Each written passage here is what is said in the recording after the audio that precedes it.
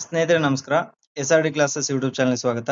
ಸ್ನೇಹಿತರೆ, ಮುಂಬರಲಿರುವ GPSTR, HSTR ಮತ್ತು PSTR ನ ಸಮಾಜ ವಿಜ್ಞಾನ ವಿಷಯಕ್ಕೆ ಸಂಬಂಧಪಟ್ಟಂಗೆ 6ರಿಂದ 10ನೇ ತರಗತಿಯ ಪಠ್ಯಪುಸ್ತಕದಲ್ಲಿ 600ಕ್ಕೂ ಅಧಿಕ MCQ ಸೀರೀಸ್ ಅನ್ನ ಆರಂಭ ಮಾಡಿದೀವಿ. ಈ ಒಂದು ವಿಡಿಯೋ ಬಂದ್ಬಿಟ್ಟು 2ನೇ ವಿಡಿಯೋ ಆಗಿರುತ್ತೆ. ನಿನ್ನೆ 1ನೇ ವಿಡಿಯೋವನ್ನ ಬಿಟ್ಟಿದ್ದೆ. ಈ ಒಂದು ಸೀರೀಸ್ ಪ್ರತಿದಿನ ಸಂಜೆ 7:30ಕ್ಕೆ ನೀಡಲಾಗುತ್ತೆ. ಈಗ ಈ ಒಂದು ವಿಡಿಯೋದಲ್ಲಿ 11ನೇ ಪ್ರಶ್ನೆಯಿಂದ ನೋಡ್ತಾ ಹೋಗೋಣ. ನಿನ್ನೆ ತರಗತಿಯಲ್ಲಿ 10 ಪ್ರಶ್ನೆಗಳನ್ನ ಮಾಡಿದ್ವಿ. 11ನೇ ಪ್ರಶ್ನೆ, ಓಝೋನ್ ವಾಯುಮಂಡಲದ ಈ ಪದರದಲ್ಲಿ ಕಂಡುಬರುತ್ತದೆ. Option A stratosphere, option B troposphere, option C mesosphere, option D thermosphere.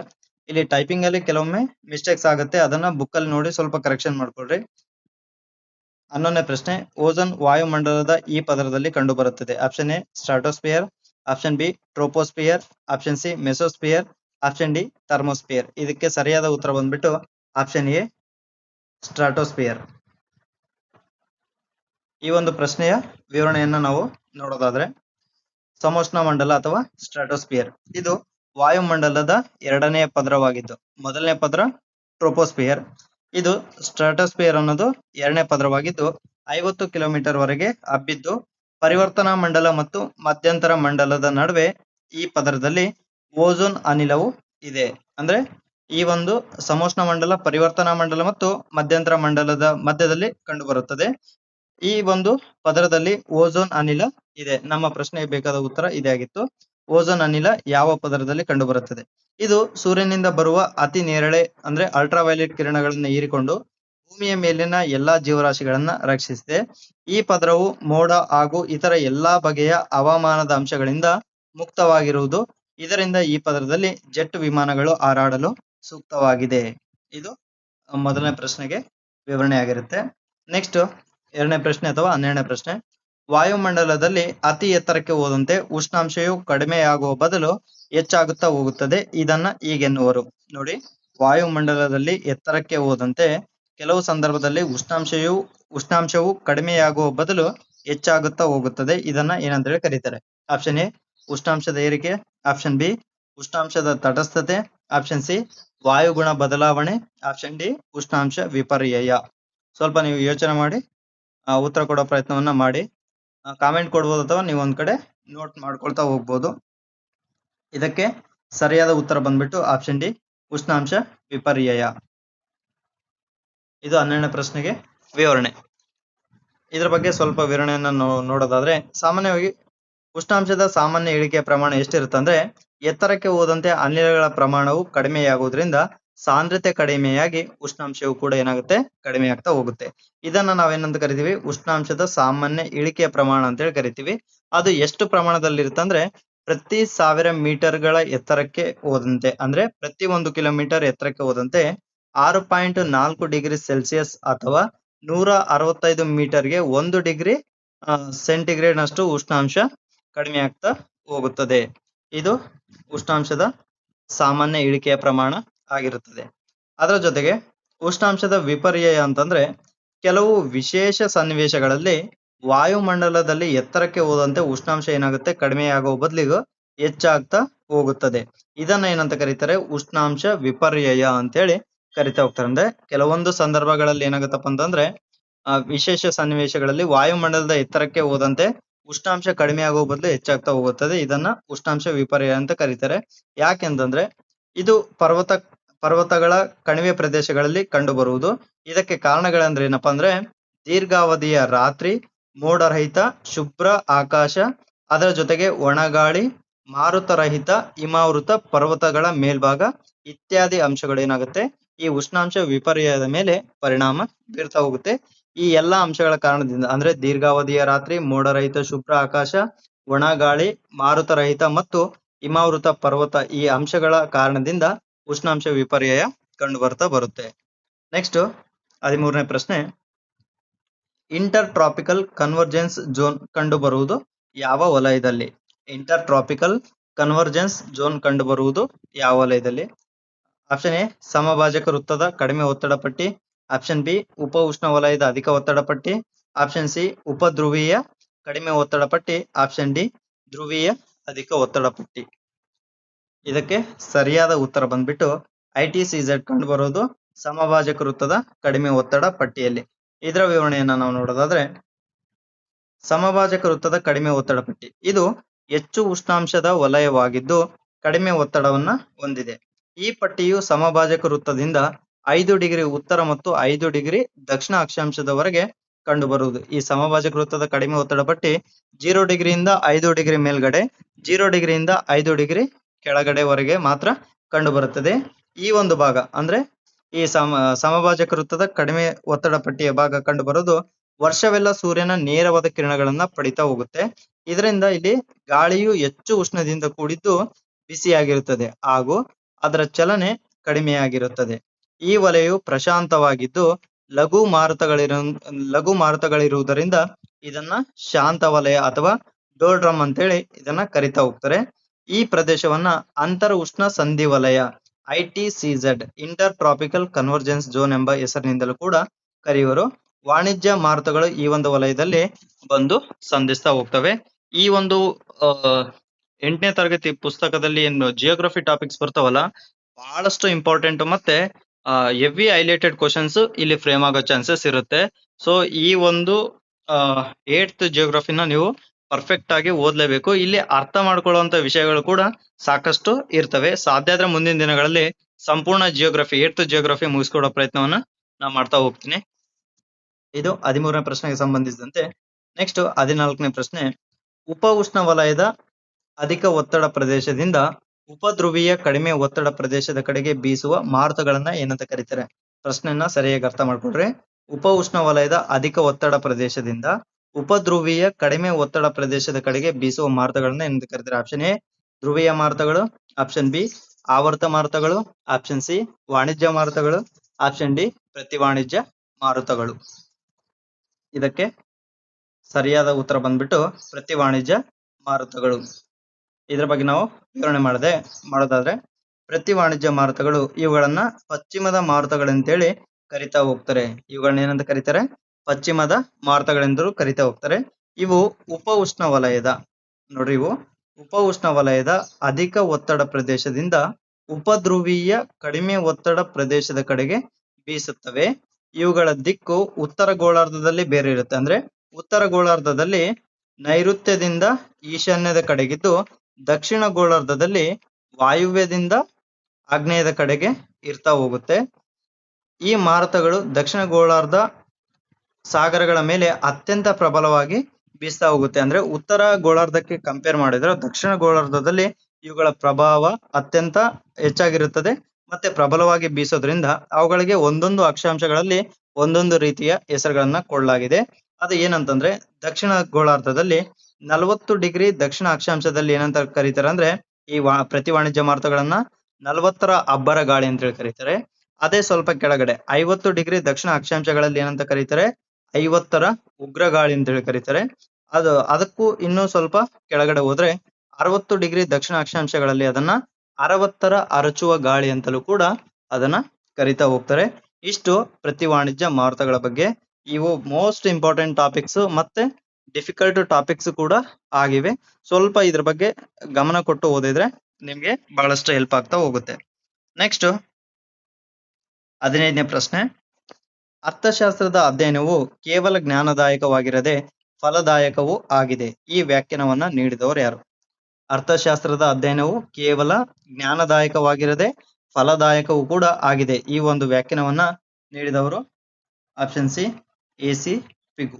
ಇದರ ಒಂದು ವಿವರಣೆ ನೋಡೋದಾದ್ರೆ ಇದು ಪುಸ್ತಕದಲ್ಲಿ ಕೊಟ್ಟಿರೋದು. ಅರ್ಥಶಾಸ್ತ್ರದ ಅಧ್ಯಯನವು ಕೇವಲ ಜ್ಞಾನದಾಯಕವಾಗಿರದೆ ಫಲದಾಯಕವೂ ಆಗಿದೆ ಅಂತಂದು AC ಪಿಗೂರ್ ಅವರು ಹೇಳ್ತಾ ಹೋಗ್ತಾರೆ. ನೆಕ್ಸ್ಟ್ 16ನೇ ಪ್ರಶ್ನೆ, ಕುಶಾನರ ಯಾವ ಅರಸರ ಆಳ್ವಿಕೆಯ ಅವಧಿಯಲ್ಲಿ ಚಿನ್ನದ ನಾಣ್ಯಗಳನ್ನ ಹೊರಡಿಸಲಾಯಿತು? ನೋಡ್ರಿ, ಕುಶಾನರ ಯಾವ ಅರಸನ ಆಳ್ವಿಕೆಯ ಅವಧಿಯಲ್ಲಿ ಚಿನ್ನದ ನಾಣ್ಯಗಳನ್ನ ಹೊರಡಿಸಲಾಯಿತು? ನೀವು ಆನ್ಸರ್ಸ್ ಗೆಸ್ ಮಾಡ್ತಾ ಹೋಗ್ಬೇಕು. ಇದಕ್ಕೆ ಸರಿಯಾದ ಉತ್ತರ ಬಂದ್ಬಿಟ್ಟು ಆಪ್ಷನ್ ಬಿ ವಿಮಾ ಕಡ್ಫಿಸಸ್. ಇದರ ಬಗ್ಗೆ ನಾವು ವಿವರಣೆಯನ್ನ ನೋಡೋದಾದ್ರೆ, ಕುಜಲ ಕಡ್ಫಿಸಸ್ ಅನ್ನೋರು ಈ ಒಂದು ರಾಜಮನೆತನದ ಸಂಸ್ಥಾಪಕ. ಕುಶಾನರ ಸಂಸ್ಥಾಪಕ ಯಾರಂದ್ರೆ ಕುಜಲ ಕಡ್ಫಿಸಸ್. ಅದಾದ ನಂತರ ವಿಮಾ ಕಡ್ಫಿಸಸ್ ಮತ್ತು ಕನಿಷ್ಕ ಈ ವಂಶದ ಮುಖ್ಯ ದೊರೆಗಳು. ಇವರು ಯುಚಿಗಳು ಮೂಲತಃ ಬುಡಕಟ್ಟುಗಳಿಗೆ ಸೇರಿದವರು. ಇವರನ್ನ ಯುಚಿಗಳು ಅಂತ ಹೇಳಿ ಕೂಡ ಕರೀತಾರೆ. ಇವರು ಮೂಲತಃ ಬುಡಕಟ್ಟುಗಳಿಗೆ ಸೇರಿದ್ರು. ಕುಜಲ ಕಡ್ಫಿಸಸ್ನ ನೇತೃತ್ವದಲ್ಲಿ ಈ ಯುಚಿ ಬಣಗಳು ಐಕ್ಯಗೊಂಡವು. ಅಂದ್ರೆ ಈ ಯುಚಿ ಬುಡಕಟ್ಟು ಬಣಗಳೇನಿದ್ವಲ್ಲ ಅವೆಲ್ಲವೂ ಕೂಡ ಕುಜಲ ಕಡ್ಫಿಸ್ನ ನೇತೃತ್ವದಲ್ಲಿ ಐಕ್ಯಗೊಳ್ತವೆ. ಈತನು ಹಿಂದೂ ಕುಶ್ನ ಬೆಟ್ಟಗಳನ್ನ ದಾಟಿ ಕಾಬೂಲ್ ಹಾಗೂ ಕಾಶ್ಮೀರದಲ್ಲಿ ಬಂದು ನೆಲೆಸ್ತಾನೆ. ವಿಮಾ ಕಡ್ಫಿಸಸ್ನ ಕಾಲದಲ್ಲಿ ಚಿನ್ನದ ನಾಣ್ಯಗಳನ್ನ ಹೊರಡಿಸಲಾಯಿತು. ನೋಡಿ, ನಾವು ಕೇಳಿರೋ ಪ್ರಶ್ನೆ ಏನು? ಯಾವ ಕುಶಾನರ ಅರಸನ ಆಳ್ವಿಕೆ ಅವಧಿಯಲ್ಲಿ ಚಿನ್ನದ ನಾಣ್ಯಗಳನ್ನ ಹೊರಡಿಸಲಾಯಿತು? ಅದಕ್ಕೆ ಸರಿಯಾದ ಉತ್ತರ ಬಂದ್ಬಿಟ್ಟು ವಿಮಾ ಕಡ್ಫಿಸಸ್. ಸೊ ಇಲ್ಲಿ ಕೂಡ ವಿಮಾ ಕಡ್ಫಿಸಸ್ನ ಕಾಲದಲ್ಲಿ ಚಿನ್ನದ ನಾಣ್ಯಗಳನ್ನ ಹೊರಡಿಸಲಾಯಿತು. ಇಲ್ಲಿಂದ ಮುಂದಕ್ಕೆ ಏನಾಗುತ್ತಂದ್ರೆ ಕುಶಾನರು ಸಾಮಾನ್ಯವಾಗಿ ಚಿನ್ನದ ಮತ್ತು ತಾಮ್ರದ ನಾಣ್ಯಗಳನ್ನ ಟಂಕಿಸ್ಲಿಕ್ಕೆ ಆರಂಭ ಮಾಡ್ತಾರೆ. ನೆಕ್ಸ್ಟ್ ಬಂದ್ಬಿಟ್ಟು 17ನೇ ಪ್ರಶ್ನೆ. ಈ ಕೆಳಗಿನವುಗಳಲ್ಲಿ ಕಾಳಿದಾಸ ರಚಿಸಿದ ಪ್ರಮುಖ ನಾಟಕ ಯಾವುದು? ನೋಡಿ, ಇದು ಕ್ವಶನ್ ಈಸಿ ಇದೆ, ಬಟ್ ಆನ್ಸರ್ ಕೊಡೋದ್ರಲ್ಲಿ ಸ್ವಲ್ಪ ಕಷ್ಟ ಆಗುತ್ತೆ. ಯಾಕಂತಂದ್ರೆ ಇಲ್ಲಿ ಖಂಡಕಾವ್ಯಗಳು ಇದಾವೆ, ಮಹಾಕಾವ್ಯಗಳು ಇದಾವೆ, ಮತ್ತೆ ನಾಟಕಗಳು ಇದಾವೆ. ಸೊ ಇವುಗಳನ್ನ ಅದೇ ರೀತಿ ಸಪ್ರೇಟ್ ಆಗಿ ಓದಿದ್ರೆ ಬಹಳಷ್ಟು ಹೆಲ್ಪ್ ಆಗುತ್ತೆ. ಇಲ್ಲ ಅಂತಂದ್ರೆ ಅಲ್ಲಿ ಕ್ವಶನ್ಸ್ ನೋಡಿ, ಸಿಲೆಬಸ್ ಇರೋದು ಕಡಿಮೆನೆ, ಬಟ್ ಕ್ವಶನ್ಸ್ ನ ಯಾವ ರೀತಿಯಾಗಿ ಆದ್ರೂ ಟ್ರಿಕಿ ಕೊಡೋ ಸಾಧ್ಯತೆಗಳು ಅಲ್ಲಿ ಇರ್ತಾ ಬರುತ್ತೆ. ಈ ಕೆಳಗಿನವುಗಳಲ್ಲಿ ಕಾಳಿದಾಸ ರಚಿಸಿದ ಪ್ರಮುಖ ನಾಟಕ: option A Meghaduta, option B Ritusamhara, option C Raghuvamsha, option D Abhijnana Shakuntala. ಇದಕ್ಕೆ ಸರಿಯಾದ ಉತ್ತರ ಬಂದ್ಬಿಟ್ಟು ಆಪ್ಷನ್ ಡಿ ಅಭಿಜ್ಞಾನ ಶಾಕುಂತಲ. ಇದರ ವಿವರಣೆಯನ್ನ ನಾವು ನೋಡೋದಾದ್ರೆ, ಸುಪ್ರಸಿದ್ಧ ಸಂಸ್ಕೃತ ಕವಿ ಹಾಗೂ ನಾಟಕಕಾರ ಕಾಳಿದಾಸನು ಇದೇ ಕಾಲಕ್ಕೆ ಸೇರಿದವನು, ಅಂದ್ರೆ ಗುಪ್ತರ ಕಾಲಕ್ಕೆ ಸೇರಿದವನು. ಈತನು ಮೇಘದೂತ ಹಾಗೂ ಋತು ಸಂಹಾರಗಳೆಂಬ ಖಂಡಕಾವ್ಯಗಳನ್ನ ರಚಿಸ್ತಾನೆ. ನೋಡಿ, ಮೇಘದೂತ ಮತ್ತು ಋತು ಸಂಹಾರಗಳು ಅವೆರಡು ಖಂಡಕಾವ್ಯಗಳು. ಅದರ ಜೊತೆಗೆ ರಘುವಂಶ ಮತ್ತು ಕುಮಾರ ಸಂಭವ ಎಂಬ ಮಹಾಕಾವ್ಯಗಳನ್ನು ಕೂಡ ಬರೆದಿದ್ದಾನೆ. ನೋಡ್ರಿ, ರಘುವಂಶ ಮತ್ತು ಕುಮಾರ ಸಂಭವ ಅನ್ನೋದು ಅವೆರಡು ಮಹಾಕಾವ್ಯಗಳು. ಅದರ ಜೊತೆಗೆ ಅಭಿಜ್ಞಾನ ಶಾಕುಂತಲ ಅವನ ಶ್ರೇಷ್ಠ ನಾಟಕಗಳಲ್ಲಿ ಒಂದು. ನೆಕ್ಸ್ಟ್, ಇದೇ ಕಾಲದಲ್ಲಿ ಇತರ ಲೇಖಕರು ಕೂಡ ಬರ್ತಾರೆ. ಅದರಲ್ಲಿ ಶೂದ್ರಕ ಬರ್ತಾನೆ, ಮೃಚಕಟಿಕ ಅಂತ ಬರೀತಾನೆ, ವಿಶಾಖದತ್ತ, ಮುದ್ರ ರಾಕ್ಷಸ ಅಂತೇಳಿ ಈ ಕಾಲದಲ್ಲಿ ಕೃತಿಗಳನ್ನ ರಚಿಸ್ತಾ ಹೋಗ್ತಾರೆ. ನೆಕ್ಸ್ಟ್, ಗುಣಾಢ್ಯನ ಒಡ್ಡಕಥಾ ಗ್ರಂಥವನ್ನ ಪ್ರಾಕೃತದಿಂದ ಸಂಸ್ಕೃತಕ್ಕೆ ಭಾಷಾಂತರಿಸಿದ ಗಂಗರ ಅರಸ ಯಾರು? Option A Dadiga, option B Madhava, option C Durvinita, option D Shri Vikrama. ಗುಣಾಢ್ಯನ ಒಡ್ಡಕಥಾ ಗ್ರಂಥವನ್ನ ಪ್ರಾಕೃತದಿಂದ ಸಂಸ್ಕೃತಕ್ಕೆ ಭಾಷಾಂತರಿಸಿದ ಗಂಗರ ಅರಸ ಯಾರು? Option A Dadiga, option B Madhava, option C Durvinita, option D Shri Vikrama. ಇದಕ್ಕೆ ಸರಿಯಾದ ಉತ್ತರ ಬಂದ್ಬಿಟ್ಟು ಆಪ್ಷನ್ ಸಿ ದುರ್ವಿನೀತ. ಇದ್ರ ಬಗ್ಗೆ ನಾವು ವಿವರಣೆ ನೋಡೋದಾದ್ರೆ, ದಡಿಗನಿಂದ ಪ್ರಾರಂಭವಾದ ಗಂಗ ರಾಜ್ಯವು ಸುಮಾರು 27 ಮಂದಿ ರಾಜರುಗಳಿಂದ ಆಳಲ್ಪಟ್ಟಿತು. ಈ ಗಂಗಾ ರಾಜರ ಸ್ಥಾಪಕ ಯಾರು? ದಡಿಗ. ಅದರ ಜೊತೆಗೆ ದುರ್ವಿನೀತನು ಗಂಗಾ ಅರಸರಲ್ಲಿಯೇ ಪ್ರಸಿದ್ಧನಾದವನು. ಅಪ್ರತಿಮ ವೀರ ಹಾಗೂ ವಿದ್ವಾಂಸ ಆಗಿದ್ದ. ದೀರ್ಘಕಾಲ ಆಳಿದ ಇವನು ತನ್ನ ರಾಜ್ಯವನ್ನ ಬಲಪಡಿಸಿಕೊಳ್ಳಲಿಕ್ಕೆ ಪುನ್ನಾಟವನ್ನ ಗೆದ್ಕೊಳ್ತಾನೆ. ಜೊತೆಗೆ ಇವನು ಅನೇಕ ಕೆರೆಗಳನ್ನ ನೀರಾವರಿಗಾಗಿ ಕಟ್ಟಿಸಿದ ಅಂತೇಳಿ ಅವನ ನಲ್ಲಾಳ ತಾಮ್ರ ಪಟಗಳಿಂದ ತಿಳಿದು ಬರುತ್ತದೆ. ನೋಡ್ರಿ, ದುರ್ವಿನೀತ ಕೆರೆಗಳನ್ನ ನೀರಾವರಿಗೋಸ್ಕರ ಕಟ್ಟಿಸಿದ ಅಂತೇಳಿ ಮಾಹಿತಿ ಎಲ್ಲಿ ಸಿಗುತ್ತೆ? ನಲ್ಲಾಳ ತಾಮ್ರ ಪಟಗಳಿಂದ ತಿಳಿದು ಬರುತ್ತದೆ. ಈತನು ಸಾಹಿತ್ಯ ಪ್ರೇಮಿಯಾಗಿದ್ದನಲ್ಲದೆ ಸ್ವತಃ ಕನ್ನಡ ಮತ್ತು ಸಂಸ್ಕೃತ ಭಾಷೆಯಲ್ಲಿ ಸಾಹಿತ್ಯವನ್ನ ಈತ ರಚಿಸಿದ್ದಾನೆ. ಅದರ ಜೊತೆಗೆ ಗುಣಾಢ್ಯನ ಒಡ್ಡಕಥಾ ಗ್ರಂಥವನ್ನ ಪ್ರಾಕೃತದಿಂದ ಸಂಸ್ಕೃತಕ್ಕೆ ಭಾಷಾಂತರ ಮಾಡಿದ್ದಾನೆ. ನೋಡ್ರಿ, ಗುಣಾಢ್ಯನ ಒಡ್ಡಕಥಾವನ್ನ ಪ್ರಾಕೃತದಿಂದ ಸಂಸ್ಕೃತಕ್ಕೆ ಭಾಷಾಂತರಿಸಿದ ಗಂಗರ ಅರಸ ಯಾರು? ಅಂದ್ರೆ ದುರ್ವಿನೀತ. ಇದು ಈ ಒಂದು ಪ್ರಶ್ನೆಗೆ ಸಂಬಂಧಿಸಿದಂತ ವಿವರಣೆ. ನೆಕ್ಸ್ಟ್ ಬಂದ್ಬಿಟ್ಟು 19ನೇ ಪ್ರಶ್ನೆ. ಕೌಮುದಿ ಮಹೋತ್ಸವ ಸಂಸ್ಕೃತ ನಾಟಕವನ್ನ ಬರೆದವರು ಯಾರು? ಕೌಮುದಿ ಮಹೋತ್ಸವ ಎಂಬ ಸಂಸ್ಕೃತ ನಾಟಕವನ್ನ ಬರೆದವರು ಯಾರು? Option A Shivabhattaraka, option B Ravikirti, option C Vijjika, option D Akalanka. ಇಲ್ಲಿ ಸ್ವಲ್ಪ ಸ್ಪೆಲ್ಲಿಂಗ್ ಮಿಸ್ಟೇಕ್ ಇರುತ್ತೆ. ವಿಜ್ಜಿಕ ಇಲ್ಲಿ ಜ ಒತ್ತಕ್ಷರನೇ ಬರಬೇಕು, ಅದು ಆ ಒತ್ತಕ್ಷರ ಆಗಿದೆ. ಕೌಮುದಿ ಮಹೋತ್ಸವ ಸಂಸ್ಕೃತ ನಾಟಕವನ್ನ ಬರೆದವರು ಆಪ್ಷನ್ ಸಿ ವಿಜ್ಜಿಕ. ಇದರ ಬಗ್ಗೆ ನಾವು ವಿವರಣೆ ನೋಡೋದಾದ್ರೆ, ಬಾದಾಮಿ ಚಾಲುಕ್ಯರು ಸಾಹಿತ್ಯಕ್ಕೆ ಕೂಡ ಸಾಕಷ್ಟು ಪ್ರೋತ್ಸಾಹವನ್ನ ನೀಡ್ತಾರೆ. ಇವರ ಒಂದು ಕಾಲದಲ್ಲಿ ಕನ್ನಡ ಮತ್ತು ಸಂಸ್ಕೃತ ಭಾಷೆಗಳು ಸಾಕಷ್ಟು ಚೆನ್ನಾಗಿ ಬೆಳೀತಾ ಬಂದವು. ಕನ್ನಡವು ಅವರ ದೇಶ ಭಾಷೆ ಆಗಿತ್ತು. ಈ ಒಂದು ಕಾಲದಲ್ಲಿ ಕಾವ್ಯದಲ್ಲಿ ತ್ರಿಪದಿ ಶೈಲಿಯ ಬೆಳವಣಿಗೆ ಆಯಿತು. ಯಾವ ಶೈಲಿ ಬೆಳವಣಿಗೆ ಆಗಿತ್ತು? ತ್ರಿಪದಿ ಶೈಲಿ ಅಂದ್ರೆ 3 ಸಾಲುಗಳ ಪದ್ಯ ಇಲ್ಲಿ ಬೆಳವಣಿಗೆ ಆಗ್ತಾ ಬಂತು. ಕನ್ನಡದಲ್ಲಿ ಕೃತಿಗಳು ಇಲ್ಲವಾದರೂ ಕೂಡ ಅನೇಕ ಶಾಸನಗಳು ಇವರ ಒಂದು ಕಾಲದಲ್ಲಿ ಬರೆಯಲ್ಪಟ್ಟಿವೆ. ಬಾದಾಮಿಯ ಕಪ್ಪೆ ಅರಭಟ್ಟ ಶಾಸನದ ಒಂದು ಪದ್ಯವು ಕೂಡ ತ್ರಿಪದಿ ಶೈಲಿಯಲ್ಲಿ ಇರೋದು ಕೂಡ ಕಂಡು ಬರುತ್ತೆ. ಈ ಒಂದು ಕಾಲದಲ್ಲಿ ಇದ್ದಂತಹ ಸಂಸ್ಕೃತ ವಿದ್ವಾಂಸರು ಯಾರು ಅಂದ್ರೆ ರವಿಕೀರ್ತಿ, ವಿಜ್ಜಿಕ ಮತ್ತು ಆಕಳಂಕರು ಇರ್ತಾರೆ. ಎರಡನೇ ಪುಲಕೇಶಿಯ ಸೊಸೆ ಯಾರಾಗಿರ್ತಾರಪ್ಪ ಅಂತಂದ್ರೆ ವಿಜ್ಜಿಕ. ಈ ವಿಜ್ಜಿಕ ಎಂಬ ಕವಯತ್ರಿಯು ಕೌಮುದಿ ಮಹೋತ್ಸವ ಎಂಬ ಒಂದು ನಾಟಕವನ್ನ ಬರೀತಾಳೆ. ಅದರ ಜೊತೆಗೆ ಶಿವ ಭಟ್ಟಾರಕ ಅಂತ ಇರ್ತಾನಲ್ಲ, ಶಿವ ಭಟ್ಟಾರಕ ಕೂಡ ಅರ ಪಾರ್ವತೀಯ ಎಂಬ ಮುಖ್ಯವಾದ ನಾಟಕವನ್ನ ಬರಿತೇನೆ. ಅವು ಎರಡು ಕೂಡ ಸಂಸ್ಕೃತ ನಾಟಕಗಳಾಗಿವೆ. ಅಂದ್ರೆ ವಿಜ್ಜಿಕೆ ಬರೆದಿರುವಂತಹ ಕೌಮುದಿ ಮಹೋತ್ಸವ ಮತ್ತೆ ಶಿವ ಭಟ್ಟಾರಕ ಬರೆದಂತಹ ಹರ ಪಾರ್ವತೀಯ ಇವೆರಡು ಕೂಡ ಸಂಸ್ಕೃತ ನಾಟಕಗಳಾಗಿವೆ ಅಂತೇಳಿ ಹೇಳ್ಬಹುದು. ಇದು 19ನೇ ಪ್ರಶ್ನೆಗೆ ವಿವರಣೆ. ನೆಕ್ಸ್ಟ್ ಈ ಒಂದು ವಿಡಿಯೋದ ಕೊನೆಯ ಪ್ರಶ್ನೆ, ಪಲ್ಲವರ ಯಾವ ಅರಸನ ಕಾಲದಲ್ಲಿ ಉಯನ್ಸ್ತಾಂಗನು ಕಂಚಿಗೆ ಭೇಟಿ ನೀಡಿದ್ದನು? Option A Mahendra Varma, option B Narasimha Varma, option C Shivaskanda Varma, option D Aparajita Pallava. ಇದಕ್ಕೆ ಸರಿಯಾದ ಉತ್ತರ ಬಂದ್ಬಿಟ್ಟು ಆಪ್ಷನ್ ಬಿ ನರಸಿಂಹ ವರ್ಮ. ಇದರ ಒಂದು ವಿವರಣೆಯನ್ನು ನೋಡೋದಾದ್ರೆ, ಶಿವಸ್ಕಂದ ವರ್ಮನು ಈ ಸಂತತಿಯ ಮೊದಲ ದೊರೆ ಹಾಗೂ ಈ ವಂಶದ ಆಳ್ವಿಕೆಯ ಸ್ಥಾಪಕರು ಕೂಡ ಆಗಿದ್ದ. ಪಲ್ಲವರು ಮತ್ತು ಕದಂಬರು ನಿರಂತರ ವೈರ ಹೊಂದಿದ್ರು. ಅನಂತರ ಚಾಳುಕ್ಯ ವಂಶದ ಇಮ್ಮಡಿ ಪುಲಕೇಶಿಯು ಪಲ್ಲವರ ಮಹೇಂದ್ರ ವರ್ಮನನ್ನ ಸೋಲಿಸ್ತಾನೆ. ಮುಂದೆ ಬಂದ ಪ್ರಥಮ ನರಸಿಂಹವರ್ಮನ ಅಂದ್ರೆ 1ನೇ ನರಸಿಂಹನು ಪಲ್ಲವರ ರಾಜರುಗಳಲ್ಲಿ ಅತ್ಯಂತ ಪ್ರಸಿದ್ಧ ಆಗಿರ್ತಾನೆ. ತನಗೆ ಚಾಲುಕ್ಯರ ಮೇಲಿದ್ದ ಸೀಡನ್ನ ತೀರಿಸಿಕೊಳ್ಳಿಕ್ಕೆ ಇಮ್ಮಡಿ ಪುಲಕೇಶಿಯನ್ನ ಸೋಲಿಸಿ ವಾತಾಪಿಯನ್ನ ಅಂದ್ರೆ ಬಾದಾಮಿಯನ್ನ ವಶಪಡಿಸ್ಕೊಳ್ತಾನೆ. ಇವನು ಮಹೇಂದ್ರ ವರ್ಮನ ಮಗನಾಗಿರ್ತಾನೆ. ಯಾರು? 1ನೇ ನರಸಿಂಹವರ್ಮ. ಅದರ ಜೊತೆಗೆ ಯಾವಾಗ ಈ ಇಮ್ಮಡಿ ಪುಲಕೇಶಿಯನ್ನ ವಾತಾಪಿಯಲ್ಲಿ ಸೋಲಿಸ್ತಾನೋ ಅದರಿಂದ ಅವನಿಗೆ ಮಹಾಮಲ್ಲ ಮತ್ತು ವಾತಾಪಿಕೊಂಡ ಎಂಬ ಬಿರುದುಗಳನ್ನ ಪಡಿತಾ ಹೋಗ್ತಾನೆ. ಈತನ ಆಳ್ವಿಕೆಯ ಕಾಲದಲ್ಲಿ ಅಂದ್ರೆ 1ನೇ ನರಸಿಂಹವರ್ಮನ ಕಾಲದಲ್ಲಿ ಉಯನ್ಸ್ತಾಂಗನು ಕಂಚಿಗೆ ಭೇಟಿ ನೀಡ್ತಾನೆ. ಕಂಚಿಯ ಬಳಿಯಲ್ಲಿ ಸಮುದ್ರ ತೀರದಲ್ಲಿ ನರಸಿಂಹವರ್ಮ ಒಂದು ನಗರವನ್ನ ನಿರ್ಮಿಸ್ತಾನೆ. ಆ ನಗರಕ್ಕೆ ಏನಂತ ಕರೀತಾನೆ? ಮಹಾಬಲಿಪುರಂ ಎಂಬ ಹೆಸರನ್ನ ಇಡ್ತಾನೆ. ಅನೇಕ ಏಕಶಿಲಾ ದೇವಾಲಯಗಳು ಈ ಒಂದು ನರಸಿಂಹವರ್ಮನಿಂದ ನಿರ್ಮಾಣ ಆಗ್ತಾ ಬರ್ತವೆ. ಅದರ ಜೊತೆಗೆ ಅಪರಾಜಿತ ಪಲ್ಲವನ ಆಳ್ವಿಕೆ ಕಾಲದಲ್ಲಿ ಪಲ್ಲವ ಸಾಮ್ರಾಜ್ಯ ಏನಾಗುತ್ತೆ? ಚೋಳರ ಆದಿತ್ಯನಿಂದ. ಇದು ಕೂಡ ಇಂಪಾರ್ಟೆಂಟ್ ಆಗುತ್ತೆ. ಈ ಪಲ್ಲವರ ಆಳ್ವಿಕೆಯನ್ನ ಕೊನೆಗಾಣಿಸಿದ ಅರಸ ಯಾರಂದ್ರೆ ಚೋಳರ ಆದಿತ್ಯ ಅಂತೇಳಿ ಹೇಳ್ತಾ ಹೋಗ್ಬೋದು. ಇಷ್ಟು ಈ ಒಂದು 20ನೇ ಪ್ರಶ್ನೆಯ ವಿವರಣೆ ಆಗಿರುತ್ತೆ. ಸ್ನೇಹಿತರೆ, ಇಲ್ಲಿವರೆಗೂ 11ರಿಂದ 20ನೇ ಪ್ರಶ್ನೆಯವರೆಗೆ ವಿವರಣೆಯನ್ನ ನಾವು ಮಾಡಿದೀವಿ. ಮುಂದಿನ ವಿಡಿಯೋದಲ್ಲಿ ಮುಂದಿನ ಸರಣಿಯನ್ನ ಕಂಟಿನ್ಯೂ ಮಾಡ್ತಾ ಹೋಗ್ತೀವಿ. ಇಲ್ಲಿ ಪ್ರಶ್ನೆಗಳು ಸಿಂಪಲ್ ಆಗಿ ಕೊಡ್ತಾ ಇದ್ದೀನಿ, ಯಾಕಂದ್ರೆ ಫಸ್ಟ್ ರೌಂಡ್ ಓದ್ತಾ ಇದ್ರಲ್ಲ, ಸೊ ಕ್ವಶನ್ಸ್ ಬಹಳಷ್ಟು ಈಸಿಯಾಗಿ ಕೊಡ್ತಾ ಹೋಗ್ತಾ ಇದ್ದೀನಿ.